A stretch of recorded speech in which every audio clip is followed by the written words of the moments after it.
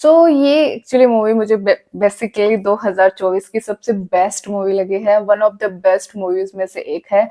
आप मेरी क्रिसमस को, मैं हूँ अटल, सबको साइड कर दीजिए और सब कुछ छोड़ करके एक बार इस मूवी को देखने के लिए डेफिनेटली जाइए।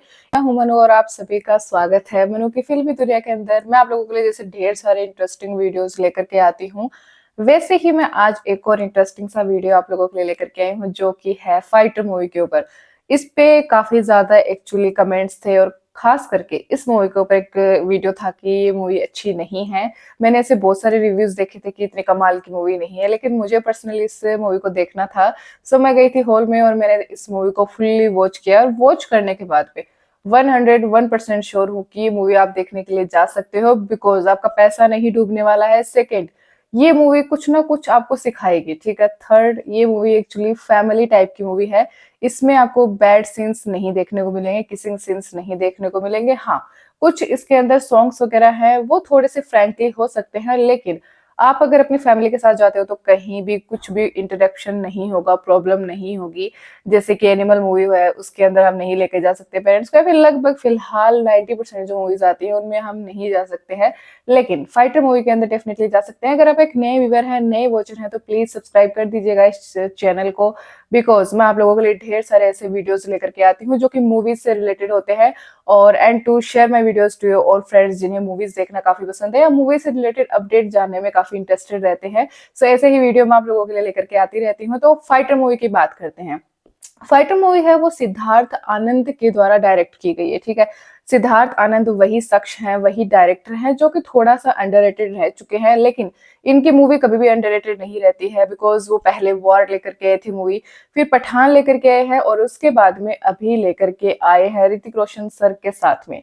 एक्चुअली ऋतिक रोशन के साथ में एक मूवी जिसका नाम है फाइटर, जो कि ये दावा कर रही थी कि ये इंडिया की फर्स्ट एयर मूवी होगी, जो कि एकदम से खारिज हो चुका है, बिकॉज ये इंडिया की फर्स्ट एयर मूवी नहीं बन पाई है। मैंने टोटली वॉच किया है, फुल्ली वॉच की इस मूवी को, और मुझे कहीं से भी नहीं लगा कि ये एक एयर मूवी है, बिकॉज एयर मूवीज जितनी भी होती हैं वो सभी शूट होती हैं, उनका 90% जो पार्ट होता है, 80% जो पार्ट होता है वो आसमान यानी कि स्काई के अंदर शूट होता है, और इसका लगभग 70% जो पार्ट है वो सरफेस पे शूट हुआ है। आपको एयर शॉट जो है वो बहुत ही कम देखने को मिलने वाला है, तो इतना कुछ भी नहीं है जितना इसकी हवा बनाई गई थी। लेकिन मूवी भाई साहब बहुत दमदार है। अगर एक बार देखने के लिए बैठ जाओगे तो पूरी देख करके ही उठोगे और ये लगेगा कि यार कितनी इंटरेस्टिंग मूवी है। और ऋतिक रोशन का जो चार्मिंग फेस है वो आपको अट्रैक्ट जरूर कर लेगा, उनकी एक्टिंग स्किल्स आपको जरूर अट्रैक्ट कर लेगी। हाँ, कंगना रनौत से लड़ाई के बाद में तो थोड़ा सा इम्पैक्ट पड़ा है कैरियर पे, लेकिन फिर भी ये मूवी कंगना की मूवी से बहुत ज्यादा शानदार थी। जो कंगना की मूवी आई थी तेजस, उससे काफी अच्छी मूवी है फाइटर। इसके अंदर आपको ढेर सारी चीजें देखने को मिलेगी। अगर मूवी को अपन दो हाफ्स में डिवाइड करते हैं तो फर्स्ट हाफ जो है वो आपको कुछ ना कुछ ढेर सारी चीजें सिखाएगा, लेकिन इसके अंदर स्टार्टिंग के अंदर हमें देखने को मिलेगा कि स्टार्टिंग में सबका इंट्रोडक्शन होता है, ठीक है। यानी कि जो हमारे ऋतिक रोशन है वो उनका इंट्रोडक्शन सबसे लेट होता है। उसके अंदर जो ऋतिक रोशन होते हैं उनका नाम होता है शमशेर पठानिया, और हर एक जो एयर पायलट होते हैं उनको सरनेम दिया जाता है, एक निकनेम दिया जाता है। एक्चुअली इनका नाम इसमें होता है पेटी। और दूसरी इसके अंदर जो मेन लीड एक्ट्रेस होती है वो है दीपिका पादुकोण, जिसका नाम होता है मीनल राठौड़। इसमें आपको करण सिंह ग्रोवर देखने को मिलेंगे। इसके साथ ही साथ में हमारे जो एक ऐसे हीरो जो कि कभी भी ओल्ड नहीं होते हैं, लेकिन काफी टाइम से वो इस इंडस्ट्री के अंदर बने हुए हैं, जिनका नाम है अनिल कपूर। और उनकी एक्टिंग स्किल्स इतनी अच्छी कि उनके सामने कोई भी नहीं टिक सकता। इसलिए आजकल नोट करोगे कि लगभग मूवीज में अनिल कपूर की एंट्री किसी ना किसी तरीके से करवा दी जाती है, बिकॉज मूवीज तो हिट करानी ही है।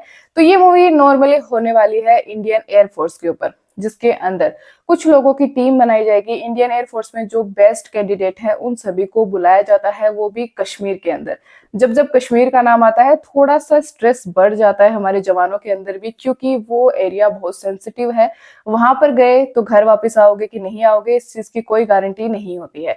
तो इसके बाद उन सभी को उसमें बुलाया जाता है और कहा जाता है कि आप सब लोग एक टीम है, आपको मिलकर के रहना है, और साथ ही साथ में अपने जो बॉन्ड है वो इतने स्ट्रॉन्ग कर लीजिए, बिकॉज जब लड़ाई होती है तब काम वहां पर सिर्फ जो हमारे पर्सनल रिलेशन होते हैं वही काम आते हैं। जो भी अदर जो रिलेशन होते हैं वो काम नहीं आते। तो इस तरीके से इस मूवी की शुरुआत होती है जिसमें हम ढेर सारी चीज़ें देखते हैं। कश्मीर की इतना सुंदर जो व्यू है वो आपको दिखाया जाएगा और एक बार आप कश्मीर देख लेंगे तो आपका मन करेगा कि बार-बार हम कश्मीर देखते हैं। और सबसे बड़ी बात है कि इस मूवी को पाकिस्तान में बैन कर दिया गया है बिकॉज़ इसमें पाकिस्तान का एक ऐसा साइड भी दिखाया गया है जिससे पूरी दुनिया वाकिफ है कि ये सच है, लेकिन पाकिस्तान इसे मानना नहीं चाहता है। इसके बाद में स्टोरी धीरे-धीरे आगे बढ़ेगी। ऋतिक रोशन है और दीपिका पादुकोण है, यानी कि जो मीनल है और जो पेटी है उसके बीच में थोड़ी-सी लव स्टोरी भी आएगी और कहीं न कहीं जो ऋतिक रोशन है उनकी पास्ट लाइफ जो है, उनकी जो फियोंसे रह चुकी हैं जिनका नाम एक्चुअली नैनी रहता है, तो उनकी जो लव स्टोरी है वो भी आपको थोड़ी-सी पता चलेगी, किस तरीके से क्या-क्या चीज़ें हुई थी और जो हमारा पेटी है, वो किस वजह से लव स्टोरी में नहीं आना चाहता है। तो इसमें लव स्टोरी का जो पोर्शन है उसे बहुत कम रखा गया है और जो एक्शन पोर्शन है उसे बहुत ज़्यादा रखा गया है। इसके अंदर सभी के अच्छे से बॉन्ड होते हैं, लेकिन बीच में आता है एक आतंकवादी। इसके अंदर जो एक्चुअली विलन है वो बहुत अच्छा है।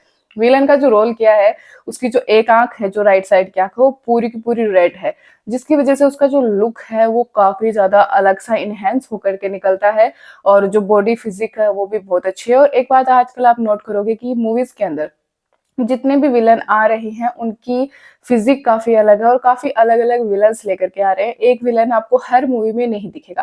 पहले बॉलीवुड में ये था कि एक ही पर्सन है वो अलग-अलग मूवीज के अंदर विलन का रोल कर रहा है। कुछ भी अलग लोग नहीं आ रहे हैं क्योंकि सभी लोग है वो हीरो की तरफ ही जाना चाहते हैं कि हम हीरो बन जाए तो ठीक है।